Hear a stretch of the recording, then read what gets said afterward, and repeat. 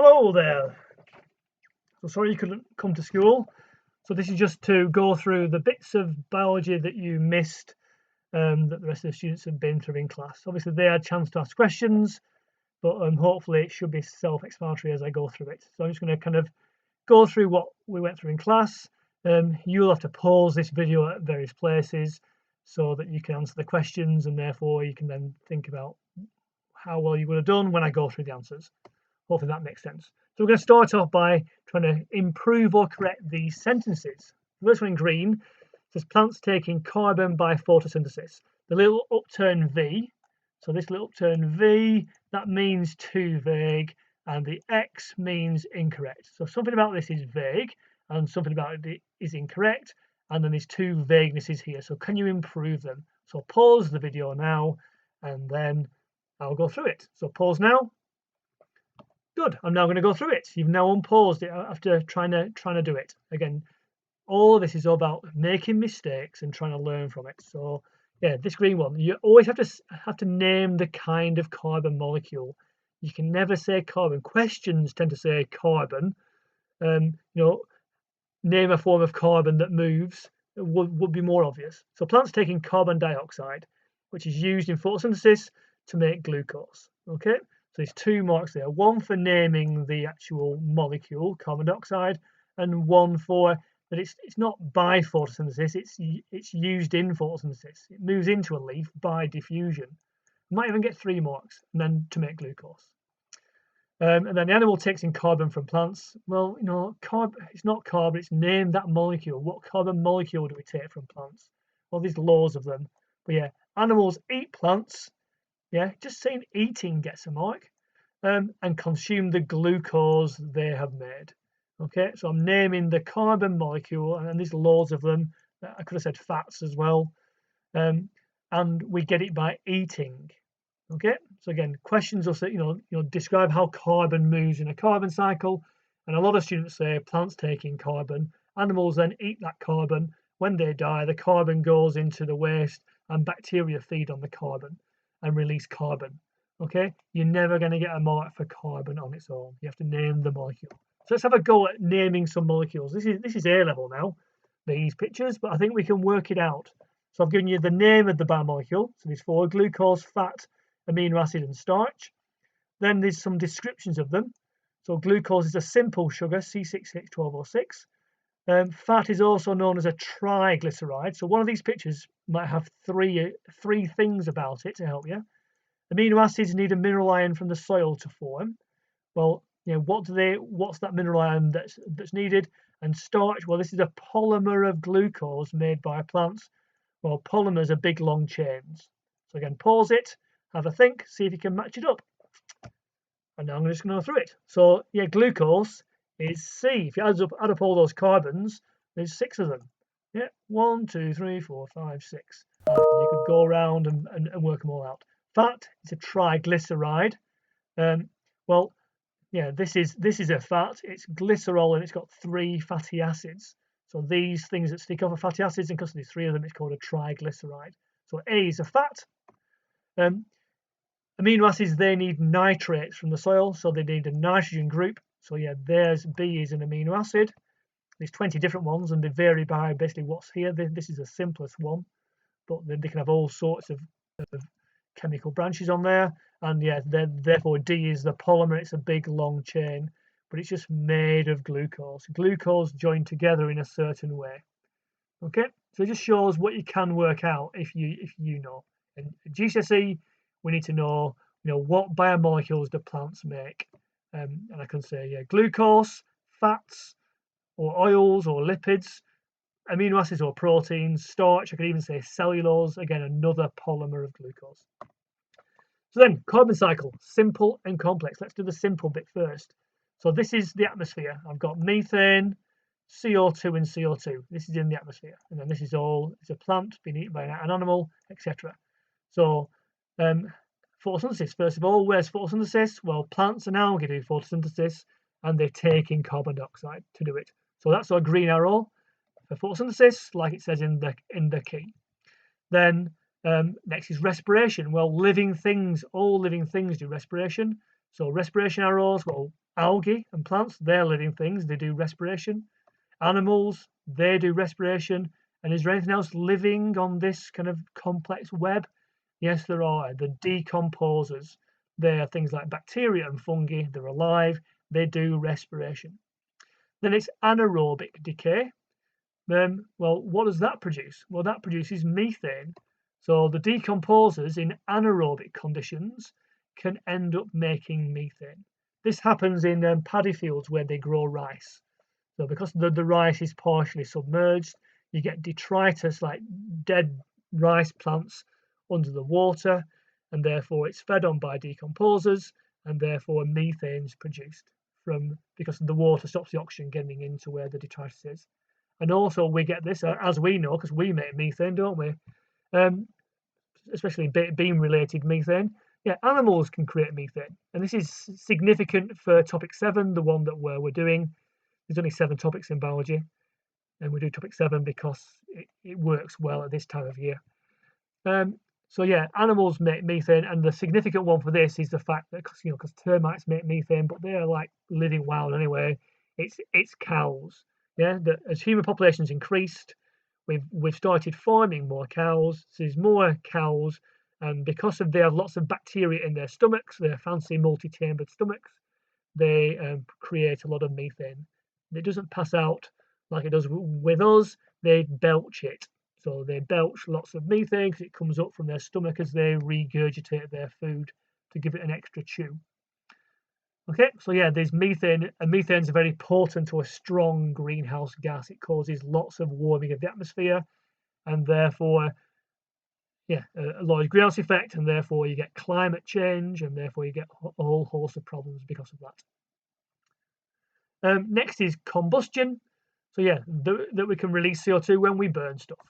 So biofuels, wood is a biofuel, or methane can be a biofuel as well. And you might have done about methane digesters. Peat is like partially decomposed moss that's kind of formed like a soil consistency. But yeah, that's been harvested to burn as a fuel. And fossil fuels, obviously, when we burn those, we create CO2. And the only other thing on here is that is that peat can also be fed on by decomposers, because when you take peat out, it dries out. What remains dries because you've made like a channel where it drains from it. So the peat dries out. Therefore, the low pH water that's keeping it from decomposing is removed. Oxygen can get in. Conditions become aerobic, and therefore it starts making methane. Sorry, it starts making carbon dioxide because it becomes aerobic. If you removed the pH, if you got rid of the acid and going back to pH 7, then the decomposers probably start making methane.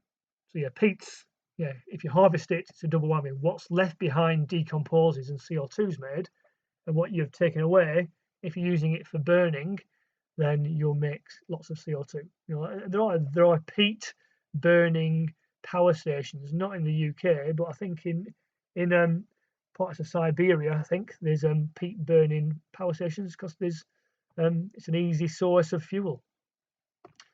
Anyway, so can you go from carbon in the atmosphere and back again via peat and microorganisms? 6 marks. So pause it, have a go. And there's the answer. Hopefully you did pause it, not just playing it quickly to get onto a games console. The things that are underlined get marks. So carbon dioxide is used by plants. Note how it says, can you go from carbon in the atmosphere? So I get marked for carbon dioxide. Write carbon dioxide in the exam. Don't put CO2. If you do put CO2, you do still get a mark. But if you put CO squared, you won't get a mark.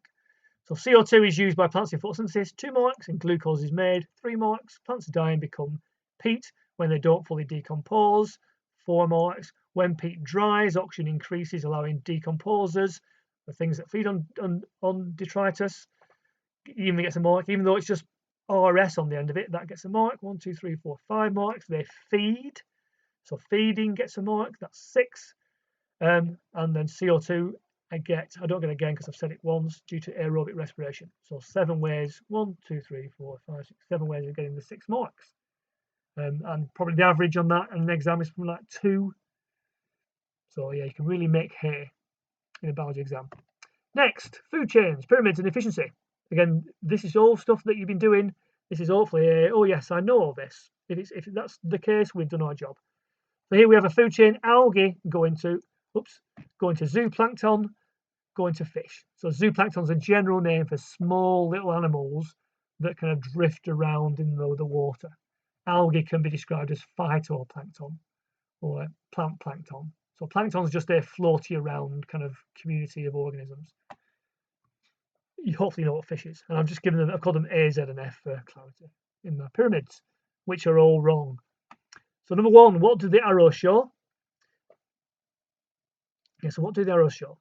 Yeah, they show the food moving or the biomass moving or the energy moving. It just shows that the zooplankton get their energy or food or biomass from algae. Yeah, so it's always going from to the thing that eats it. There's fish feed at the 3rd trophic level, in this food chain. 1, 2, 3. Okay. What type of consumer are they? Well, algae are producers.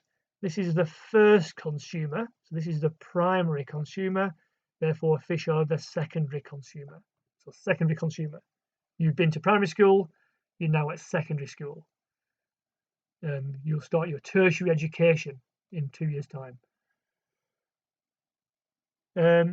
Well, not actually. It's like a year and a bit's time, isn't it? Number 3. Why are these pyramids of biomass incorrect? Yeah, what's wrong with pyramid 1? You've got A, Z, F. Well, that's the correct order, which kind of says, well, this is wrong. But yeah, the bars are too fat. You show the amount of biomass by the length of the bar, not the height of the bar. It's not like a frequency histogram, and it should be centrally justified. Okay, so it should be central. So pyramid 2 is correct in terms of the scale of the bars. They are 1. They're all the same height, and it's in the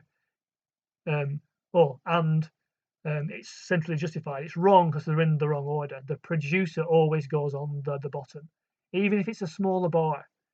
Okay, it goes on the bottom, so it should go A, Z, F, not Z, F, A. This is going the wrong way around. Okay, so don't rearrange the bars just to get a pyramid shape. If you're asked to draw a pyramid, a biomass, they tend to be like like a pyramid shape, but it's always producers on the bottom, then the primary consumers, then the secondary consumers. Next, so now we're going to make it complex. So pyramids of biomass are either like the first question in your exam or the last, and if it's the last, it's going to be tricky. So it's the same food chain. Yeah, end of exam questions. So number 1, and I've highlighted the command words here. So again, pause it, have a think, and then come back and we'll go through it. Should I cough whilst you're away? Oh, good, you're back. Anyway, number 1, suggest what the fish are doing in the winter if there is hardly any food. So in the winter, here's our pyramid of biomass. There's hardly any algae, there's hardly any zooplankton, but there's still quite a lot of fish. Yeah, but there's hardly any food for the fish. So what are they doing? And it's the same question of how do what's it called, polar bears cope? Yeah, well, everything freezes over. There's no way of hunting for seals when the ice is thick, and there's no access to the sea. Therefore, what do they do? Well, they hibernate. Yeah. What do birds do when there's no food? Oh, they fly. They fly somewhere else. Yeah. So, but the fish are still here. So it must be a hibernate answer. Okay. If there was no fish and then suddenly lots of fish, then we might be into it's moving from one place to another. What do you call that when you move from one place to another? God, my mind's gone blank. Migration. There it goes. Yeah. So yeah, the fish just go to the bottom of the lake and a river and kind of just go to sleep. You kind of slow the hearts down, and they use the fat reserves that they built up during the spring and summer. Okay. Number 2, state 2 abiotic conditions. We need to know this term, abiotic, that are hostile in the winter and therefore result in little algal growth. So why do the algae not grow well in the winter? Well, they only grow well when they can do photosynthesis. So what do you need for photosynthesis? Well, you need carbon dioxide, light, water, and you need a nice warm temperature. So what of those are they missing? Well, there's going to be less light and it's going to be cold. Okay, there's still going to be loads of CO2 around in the water, and there's obviously lots of water in the water. So yeah, it's just very cold, so their enzymes don't work. Photosynthesis requires enzymes to work, and there's not enough light. So yeah, it's limited. Remember the limiting factors of photosynthesis.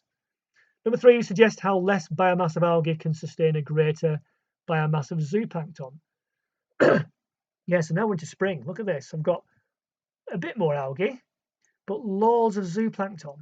And this isn't as if it's going to eat all the algae and then the zooplankton are going to starve. It stays like this.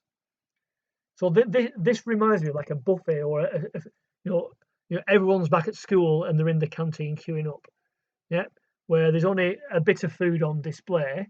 However, when that food has been taken by the students, the catering staff come from behind and replenish them. They're still cooking, aren't they, and bringing new stuff. So that's kind of what the algae are doing. They are just reproducing really quickly. So if one's eaten, it's already reproduced and made 2 more algae, kind of thing. So we said that there's a small, like, standing crop of algae, but it's very productive, and that therefore sustains a larger population of zooplankton. So these just might live for a long time and only have to feed a little bit during the day, and therefore the algae can replenish itself. It's a bit like, you know, grass growing in a field.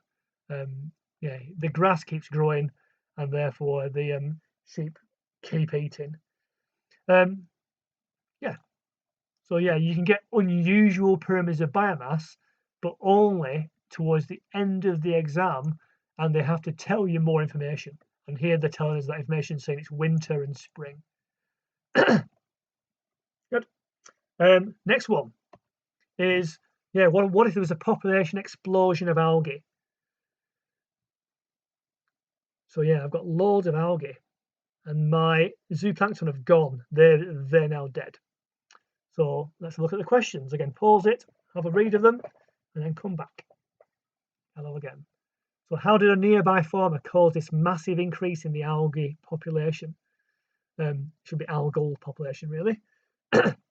Yeah, so again, it's thinking what you've been learning about. Well, yeah, this pollution from the farm, that pollution has come from fertilizers being washed from the soil because the farmer sprayed the fertilizer on a day when it rained the day after. So that gets washed or leached from the soil, it gets into the water, contains loads of nitrates. The algae therefore reproduce like mad, and therefore they can grow faster. There's no limiting factor on their growth. It's spring, it's nice and warm, there's loads of sunlight. It was only the ability for them to make amino acids and proteins that was holding them back. So there's a massive explosion of algae. It's called an algal bloom. Yeah, so where have all the zooplankton gone, and why? Because there's loads of food for them. So they haven't starved. Well, you know, if there's loads of algae, you get increased death rates. You get a thick carpet of algae that blocks out the sunlight. So if your algae kind of covered by another 100 algae, you die. The plants at the bottom of the lake will die as well due to lack of sunlight for a long time, and therefore you get lots of detritus fed on by decomposers. Decomposers carry out aerobic respiration. They use up the oxygen really quickly. So yeah, the zooplankton suffocate. They've run out of oxygen. It's been used up by the decomposers because the decomposers have more food. Okay, they haven't been used up by the algae. What will happen to the fish? Are they going to switch and feed on the algae instead? Can fish do that? No, we can do that, can't we? You know, we can. If there's no baked beans, I shall have pasta instead, kind of thing. Yeah, we can switch our food because we're a very flexible animal. But fish aren't. Fish are specialists. You're an insect eating fish or you're an insect eating fish, pretty much. Yeah, they don't have the digestive systems for eating algae, so they die. They starve. So zooplankton, they suffocate, and the fish probably starve or suffocate. Might be a bit of both. But as soon as there's no zooplankton, I'd be speculating that they've starved to death. And why did the farmer do this? Why did he put fertilizers on his field? What was he trying to achieve? Yeah, well, he wanted his plants to grow faster because he wants to. There's a bigger demand for it because there's a larger world population. Yeah. So again, that takes into the fact that the demands for food are increasing, and therefore increasingly farmers are wanting to get more out of their land because they can sell it. It's not as if they grow more crops, no one's going to buy it. If they grow more crops, increasing human population around the world, well, maybe there's a bigger market for it, and therefore they can make more money, more profit. And people like money. You can buy some new trainers. Yeah, I keep saying he because this farmer he calls this was a he, could equally be a she farmer as well. Yeah, so this is just our cycle of death in the lake. Okay, so this is like our carbon cycle from before. So yeah, why do decomposers use so much oxygen? So these are our decomposers. They use the oxygen arrow is massive, so it's carbon cycle plus I put oxygen on as well, and nitrates on as well. So it's a bit carbon cycle plus some other bits. Yeah, so it's just because there's more detritus, and that's because the algae are dying faster, and the zooplankton are dying, and the fish are dying. What will the decomposers do with all the food when there is no oxygen left? Yeah, so the oxygen is going to soon get used up in this lake. It doesn't kind of dissolve that easily into water. It only happens at the surface. So this happens less in rivers where it's more splashy. But yeah, well, if there's no oxygen and there's still lots of food, the decomposers will do anaerobic respiration, in which case they'll start making methane instead. And that has environmental effects again. And this word biodiversity is a really important word. What will happen to the biodiversity in this lake? Well, I think the abiotic conditions are going to get more hostile to life. It's hard to live in anaerobic water. So the biodiversity will decrease. I can say that because the fish are going to die, the zooplankton are going to die. But other things could move in. Leeches like it anaerobic. Leeches are successful in anaerobic waters. So maybe there'll be a change in the biodiversity. Other species will move in, but you won't get the massive biodiversity because that only happens when conditions are favourable. And we haven't got favourable conditions because we've lost oxygen. So this oxygen arrow is going to disappear over time.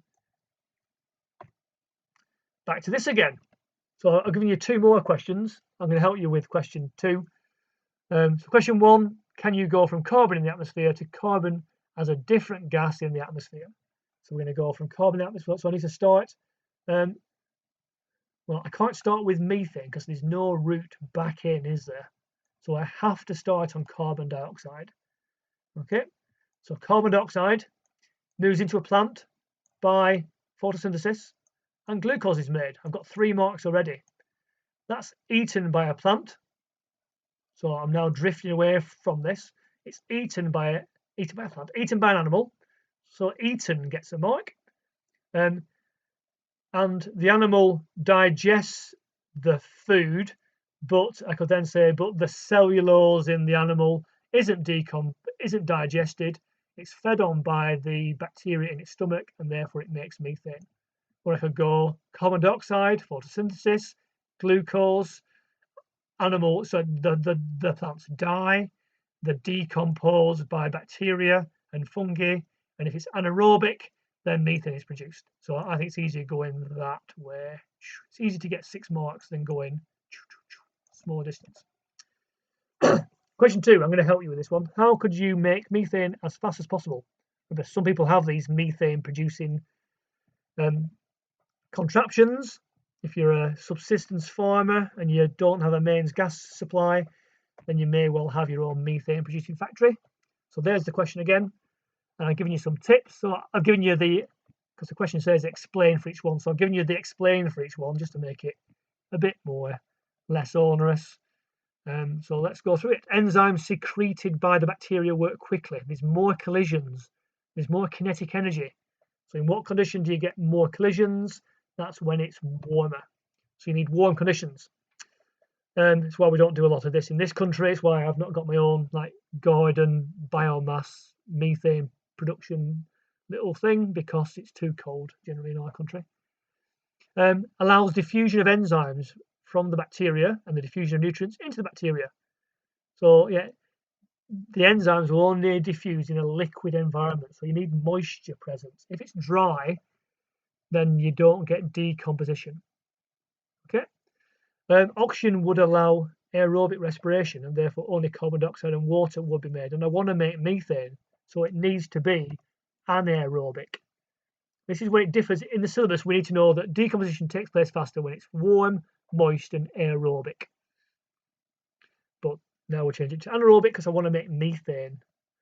And then more places where enzymes can digest the detritus.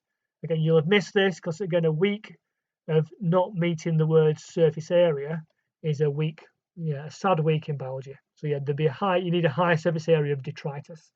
If I put in just chuck a watermelon into a anaerobic digester, it'll take ages. If I mash it up first into a big surface area, it's going to decompose faster, and therefore, you get fast decomposition. So these people who have these, they put all their waste into the digester. It tends to be underground, so the temperature stays warm. It doesn't get too hot and doesn't get too cold. There's urine will go in as well, so it does their sewage for them as well. So it's going to get moisture, or they can add water anyway. But normally what goes in down our toilets goes into the digester. They don't have any kind of like bubbling through it, so the conditions stay anaerobic. And before they put the detritus in, they'll shred it somehow, give it a high surface area. Again, 8 marks there. The biggest question we get in biology is a 6 in a GCSE exam, so it won't ask all of that. But if it's all making sense, then that's where we need to be. And if it's not making sense, then next year pop along at lunchtime to a biology help session and say, I don't quite understand this. Yeah, it's not. Ideally you'd be in school and be able to ask your teacher, but it is a recoverable position that you're in, and you're bright people anyway, so you tend to be good at learning and retaining stuff. So don't worry too much. Finishing with multiple choice. So again, pause it and I'll just give you the answer. Which is the best definition of biodiversity? All the different habitats? No. A measure of all the populations present? No. A measure of how many organisms are present in a habitat? No. Diversity of the biology, living things in an area? No. So it is one of them. Yeah. And it's B, a measure of all the populations present. How many different species are there? Okay, is biodiversity. So so it's not habitats, it's not how many organisms is 2, because I might say, there's 20 million, but it's 20 million ants. 20 million ants doesn't make a diverse habitat if there's only ants present. So it's all the populations, and a population is the number of one species. So it's either how many species are there, how many different species are there, or how many different populations are there. So B is correct. Which are carbon-containing compounds absorbed into the body in the small intestine after eating glucose. Oh, this is tricky. Glucose, starch and fats, amino acids, fatty acids, glucose, proteins. Well, we can only absorb small things, and we can't absorb polymers. And starch, as we saw before, is a polymer. So it can't be A. Glucose is a small molecule. Starch isn't, fats aren't. Amino acids and fatty acids. Well, amino acids are from the breakdown of proteins. Fatty acids are from the breakdown of fats. So B looks right. Glucose, proteins. No, proteins are polymers made of amino acids, so it can't be C. Glucose, cellulose. No, cellulose is a polymer made of glucose arranged differently than it is arranged in starch. Cellulose, no, it's a polymer, as I said here, and carbon dioxide isn't a nutrient that we absorb. Absorb. So it's B again, amino acids and fatty acids. So again, hard one. But it's knowing your monomers and polymers. Fertilizers cause this effect in lakes: bioaccumulation, bioremediation, biodegradability, eutrophication, or biomagnification?